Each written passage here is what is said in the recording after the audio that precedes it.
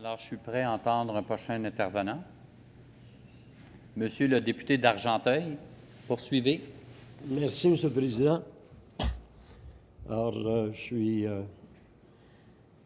en tant que membre de la Commission parlementaire en santé et services sociaux, je suis heureux de prendre la parole aujourd'hui dans ce débat restreint sur le tabac. Doublement heureux, devrais-je dire, car en tant que non-fumeur depuis 43 ans, ce sujet me touche particulièrement. Alors, nous sommes réunis l'été dernier en commission parlementaire en santé et services sociaux en consultation particulière et audition publique sur le rapport conféré par l'article 77 de la loi sur le tabac concernant l'examen du rapport de mise en œuvre sur la loi du tabac qui a été passé de 2005 à 2010. Alors, que nous dit, Monsieur le Président, l'article 77? Alors, je me permets de la lire. Le ministre doit, au plus tard, le 1er octobre 2010, faire rapport au gouvernement sur la mise en œuvre de la présente loi. Ce rapport est déposé par le ministre dans les 15 jours suivant l'Assemblée nationale ou, si elle ne siège pas, dans les 15 jours de la reprise des travaux. La commission compétente de l'Assemblée nationale examine ce rapport. Alors, comme on peut le constater, la loi ne prévoit pas de délai à l'intérieur duquel la commission compétente examinera le rapport. Il serait donc raisonnable de croire que cet examen en commission soit appelé dans les meilleurs délais possibles, vu l'importance de cette loi. Or, le rapport sur la mise en œuvre de la loi sur le tabac 2005-2010 a bien été déposé dans un temps réglementaire, soit en septembre 2010, sauf que l'examen a été fait seulement l'été dernier, en août 2013. Donc, depuis le dépôt de la loi 2010-2011, 2011-2012, qui nous amène à l'élection générale, donc c'est donc écoulé 2 ans, sans que la loi, sans que le rapport de mise en œuvre soit examiné par la commission parlementaire. Donc, ce que nous avons fait l'été dernier. Je me souviens à ce moment-là avoir été inquiet, j'en ai parlé quelques fois, d'avoir été inquiet quand j'ai constaté ce délai. Et mon inquiétude a grandi quand j'ai entendu à plusieurs reprises des intervenants aux séances de la commission qui manifestaient cette même inquiétude. 2 ans, M. le Président, c'est long, à mon avis inexplicable, pour examiner la mise en œuvre d'une loi aussi importante pour la santé des Québécoises et des Québécois. Alors, sera-t-il possible de mesurer les effets possibles, probables sur l'application et sur les effets de la loi? Je serai donc attentif au fur et à mesure que je parlerai des observations, des conclusions et des recommandations de ce rapport. Bon, d'abord, je refais un tout petit peu d'historique sur cette belle loi. Alors, au tout début, cette loi importante est arrivée en 1986 avec l'adoption de la loi sur la protection des non-fumeurs. Protection dans certains lieux publics. En 1998, sous le gouvernement du Parti québécois, et si ma mémoire est bonne, sous la direction du Dr Jean Rochon au ministère de la Santé, la loi sur le tabac est adoptée. On a constaté des répercussions rapides. Alors, des chiffres révélés en janvier 2006 affirment que le nombre de Québécois fumant serait passé de 24 à 20 soit une diminution de 230 000 fumeurs, donc depuis l'adoption de la loi jusqu'à un moment où la loi a été renforcée. Donc, c'est une baisse pour le moins spectaculaire qui portait les taux à un plancher historique jamais atteint au Québec. Cette loi, comme on le sait, a été renforcée, révisée en 2005, version dont nous examinons la mise en œuvre actuellement. Si je me fie à ces chiffres de 2006, il m'apparaît que la situation ne se serait guère améliorée, puisqu'aujourd'hui, le Québec compterait encore 1,6 million, donc 1 600 000 fumeurs, soit 20 de sa population, ce qui est comparable au chiffre de 2006. D'ailleurs, on a vu dans les dernières journées, ça a commencé avec la remise d'une pétition par la députée de Trois-Rivières qui partageait finalement l'inquiétude que je souligne. Alors, c'était mardi dernier et ça venait justement confirmer que la situation stagne depuis 6 ans à 20 %. Alors, ces pétitions se sont répétées de nombreuses fois. Alors, hier, il y en a eu 6 autres identiques de déposées par les députés de Gatineau, Montarville, Nicolet, Bécancour, Granby, Saint-Jean et Terrebonne. Et ce matin, même chose, Arthabasca, Mirabel. Donc, ils viennent confirmer que cette situation de stagnation de 20 % de fumeurs demeure. Donc, soit que nous n'avons pas réussi à convaincre suffisamment de fumeurs d'arrêter, soit que nous ayons échoué pour ralentir l'arrivée de nouveaux fumeurs chez nos jeunes. Donc, nous connaissons l'énergie que déploie l'industrie du tabac pour offrir de nouveaux produits. Produits plus attrayants visuellement, adaptés au goût du jour, avec des saveurs ajoutées. Bref, ils utilisent tous les moyens publicitaires pour plaire à un jeune public. L'industrie du tabac est littéralement à l'assaut de nouveaux et jeunes clients. Nous sommes donc en droit de se demander si ces 2 années perdues dans l'examen du rapport de mise en œuvre de 2010 aura laissé plus d'espace à l'industrie du tabac pour être actif sur le terrain et faire en sorte que nous soyons toujours au même résultat publié en 2006, soit 20 % de la population toujours fumeurs. Monsieur le Président, les complications liées au tabac coûtent au Québec 1 milliard annuellement en soins de santé. 1 milliard, Monsieur le Président. 1 milliard qui pourrait être utilisé dans tellement d'autres dossiers. Pour des logements sociaux, peut-être. D'autres suggestions, ce milliard pourrait nous servir à couvrir les coûts de la future assurance autonomie. Alors seulement, sur le plan d'une meilleure utilisation des fonds publics, la lutte au tabagisme vaut vraiment, mais vraiment la peine d'être accentuée. Et sur le plan humain, chaque année, les statistiques nous montrent que 10 400 Québécois meurent de complications liées au tabac. 10 400 Québécois, c'est en moyenne 28 personnes par jour. C'est en moyenne un peu plus qu'une personne à chaque heure de la journée. Donc, on peut penser qu'à la fin de mon intervention, il y aura possiblement un nouveau décès au Québec dû au tabagisme. Je reviendrai probablement plus tard, si le temps me permet, à cette portion vraiment qui est un coût de capital humain vraiment inestimable. Il faut que ça arrête quelque part, Monsieur le Président. Je voudrais revenir à la première partie du rapport, à ces résultats, et vous verrez que les documents dont je me suis servi sont semblables aux documents de ma collègue, mais comme il y a des chiffres qui sont, à mon avis, importants, alors même s'ils sont repris en partie, il vaut la peine de les énumérer. Alors, la première partie du rapport de mise en œuvre de la loi sur le tabac, de loi 2005-2010, nous permet d'apprécier des résultats encourageants, mais parfois également des résultats qui nous incitent à ne pas baisser les bras en se disant « mission accomplie ». Loin de là. En effet, le rapport nous indique que 80 % des écoles primaires et secondaires se conforment à la loi. Alors, comme pédagogue, 80 % dans un bulletin scolaire, Monsieur le Président, c'est bien. 80 % de réussite dans l'application d'une loi, c'est, à mon avis, nettement insuffisant. Surtout qu'il s'agit ici d'écoles primaires et d'écoles secondaires. Plus loin dans le rapport, nous voyons que les jeunes Québécois commencent à fumer en moyenne à l'âge de 12 ans. 12 ans, Monsieur le Président, sont des jeunes qui sont encore dans les écoles primaires.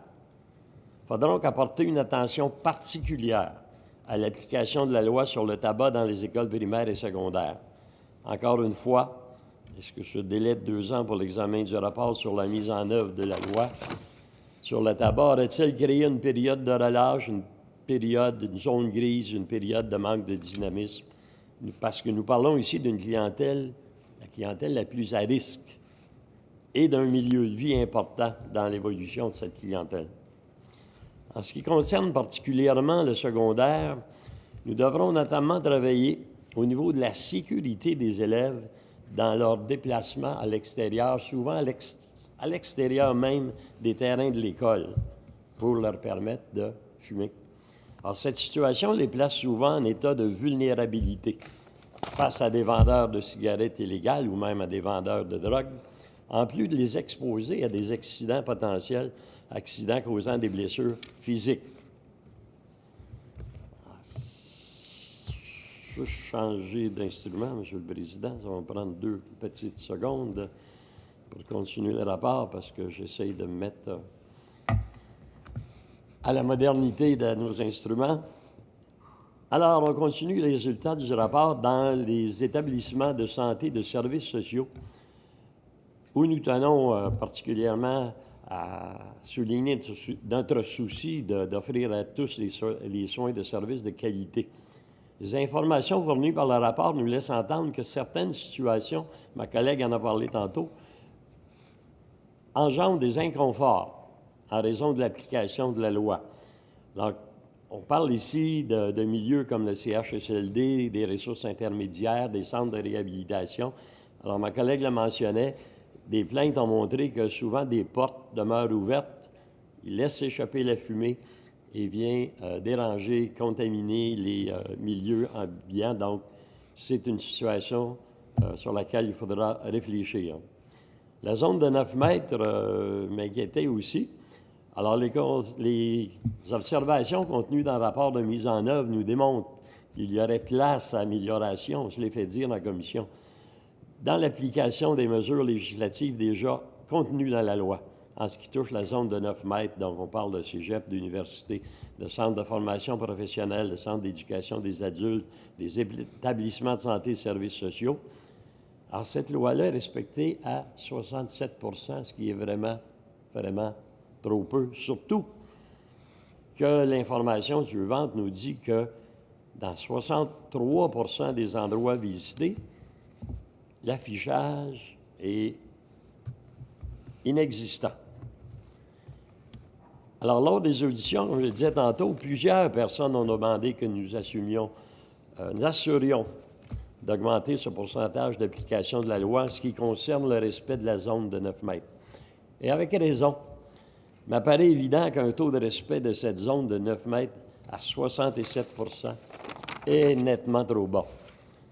Surtout, comme je le mentionnais à la lecture du rapport, le fait que l'affichage de ce règlement est déficient dans 63 % des endroits visités. Donc, on peut conclure qu'on prend pour acquis que tout le monde connaît cette réglementation-là, que tout le monde va s'y conformer et qu'au contraire, à toute évidence, ce n'est pas le cas. J'avais d'ailleurs moi-même souvent observé la présence de fumeurs à peine 1 mètre des portes d'entrée de certains établissements, mais je ne croyais pas que le non-respect de cette règle était aussi élevé. Alors, le non-respect engendre quand même des problèmes, je dirais, majeurs à cause de la fumée qui est là. Vous pénétrez dans un C3S ou dans un établissement de santé où il y a des fumeurs à la porte, donc il faut retenir son souffle, sinon on va inhaler la fumée secondaire. Très désagréable d'avoir des dizaines, des centaines de mégots par terre parce que souvent les cendriers à la porte ne suffisent pas à récupérer tout ça. Alors, c'est un point sur lequel il faudra, M. le Président, visiblement s'attarder. Dans les établissements publics, belle surprise, 96 % de conformité dans les bars, les brasseries, les tavernes, 92 % de conformité dans les restaurants et les cafétérias. Pourtant, M. le Président, si ma mémoire est bonne, n'étaient-ce pas là les endroits qui apparaissaient les plus contestés au dépôt de la loi en 2005. Les propriétaires craignaient de voir leur clientèle baisser dramatiquement et des fumeurs, il y en avait beaucoup dans mon entourage, en tout cas, ils se disaient persécutés et parlaient de ne plus fréquenter ces endroits où il serait interdit de fumer. Et à mon avis, ces gens-là qui ont respecté la loi n'ont pas vraiment perdu. En tout cas, je n'ai pas entendu de chiffres catastrophiques qui montraient que l'application de la loi dans les bars, les restaurants avait fait fermer des établissements ou encore causé une baisse de clientèle. Autre petite problématique dans les établissements publics, c'est celle des salles de bingo. On parle de 80 de conformité dans les salles de bingo et les violations seraient essentiellement près des portes d'accès.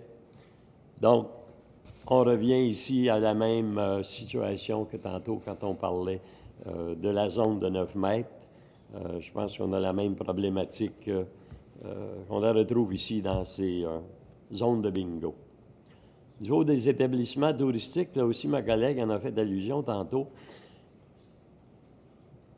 Au niveau des hébergements touristiques qui s'étaient prévalus de la possibilité d'aménager des chambres où le tabac serait permis, il y a 19 qui dépassent le plafond de 40 des chambres fumeurs.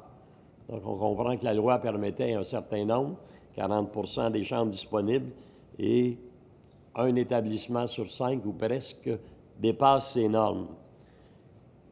Mais peut-être encore plus sérieux, 21 donc encore une moyenne d'un établissement sur 5, n'ont pas regroupé ces chambres. Donc, on pourrait s'imaginer des endroits où il y a 3 chambres fumeurs, 2 chambres non-fumeurs, proximité, au-dessus, en dessous. Donc, je pense que cette portion-là n'est pas sérieuse. Et elle me rappelait, au tout début des premières lois, quand on entrait dans un restaurant et qu'on voyait une belle affiche, zone fumeur, zone non-fumeur, mais il n'y avait aucune séparation, aucune ventilation. Et souvent, la table voisine, bien, c'était des gens fumeurs. Alors, je pense que cette situation-là, ça devrait être corrigé.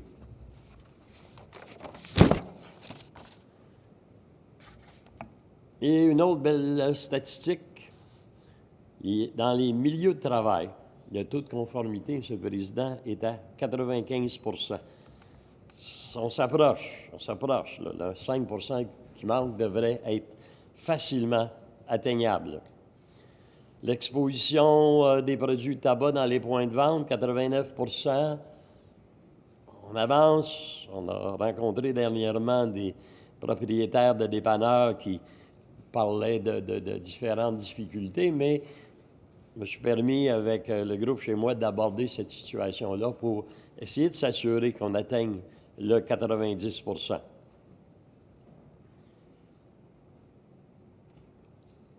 Un des produits qui est apparu sur le marché, et on en a entendu parler durant les commissions, en fait, 2 choses.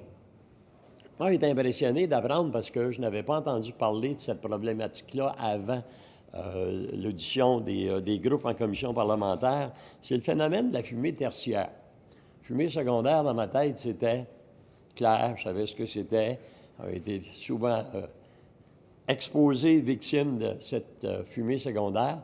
Mais la fumée tertiaire, on nous a expliqué, on a eu une belle présentation de ma collègue tantôt. Alors, ce sont toutes les fines particules de la fumée secondaire qui viennent se déposer sur les vêtements, sur les meubles, les tapis, les rideaux, et tout ça peut être facilement remis en action avec la ventilation, avec une fenêtre ouverte, avec un courant d'air d'une porte. Et ces particules-là qui sont respirées par les gens sont, apparemment, on nous dit, excessivement nocives, surtout chez les jeunes enfants.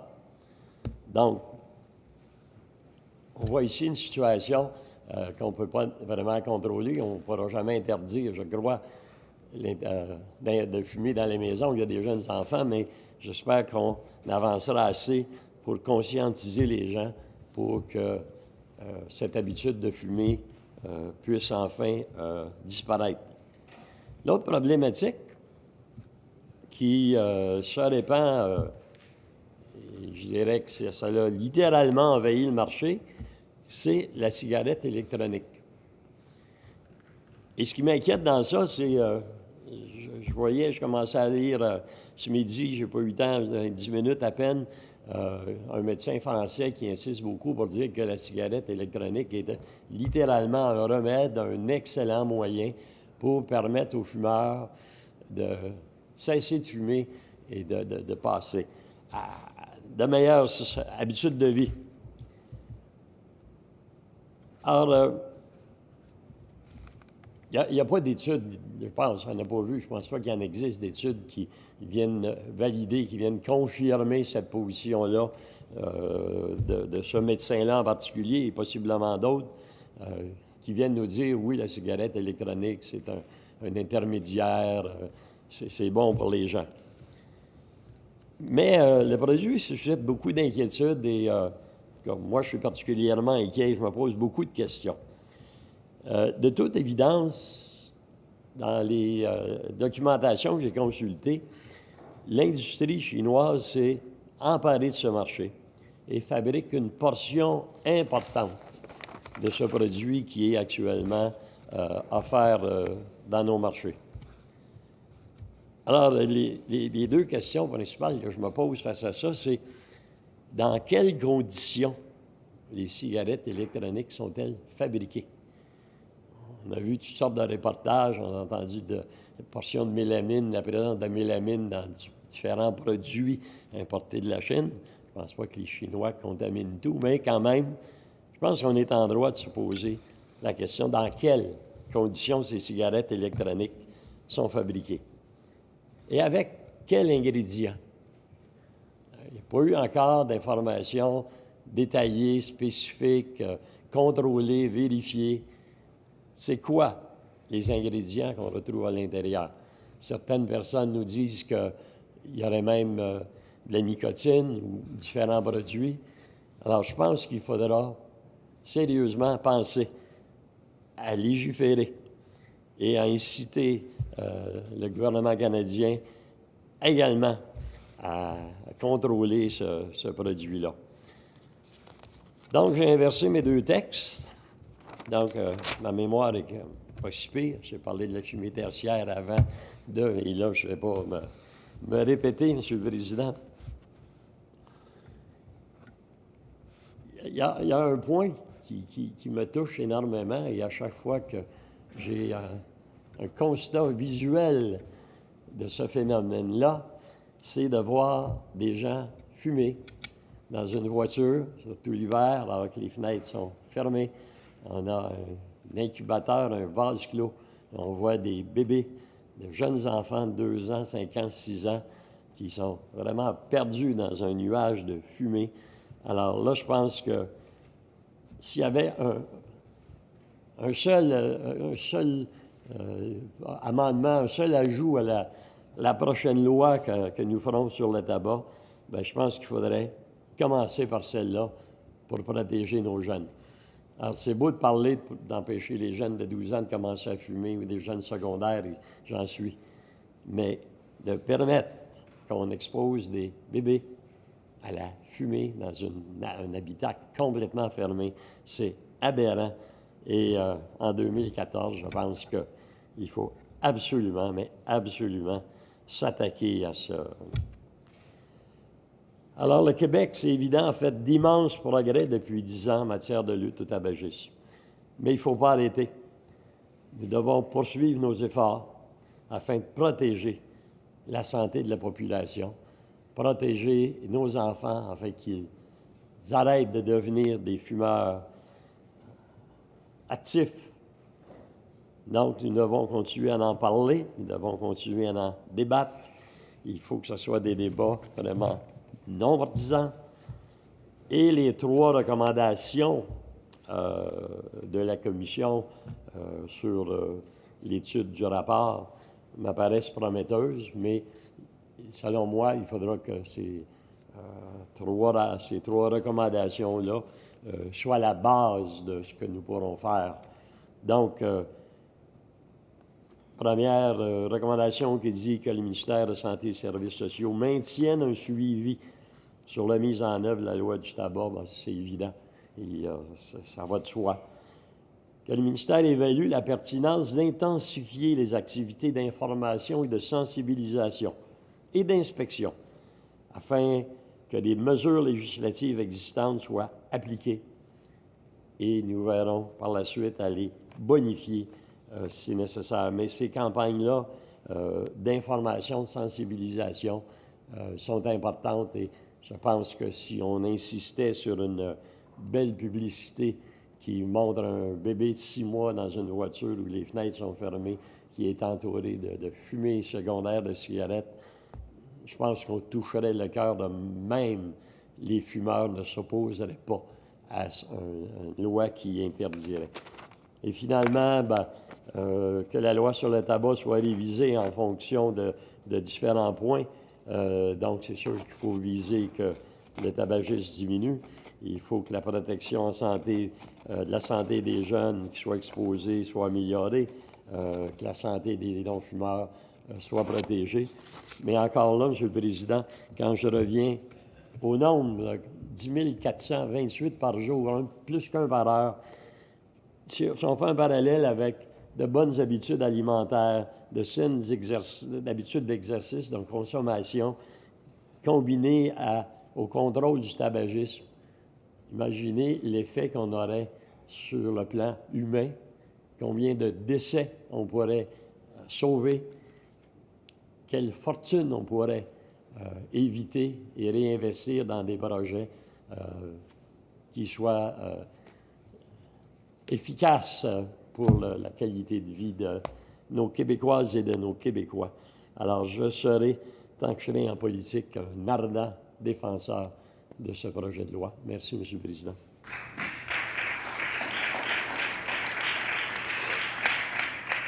Merci, M. le député d'Argenteuil. Alors...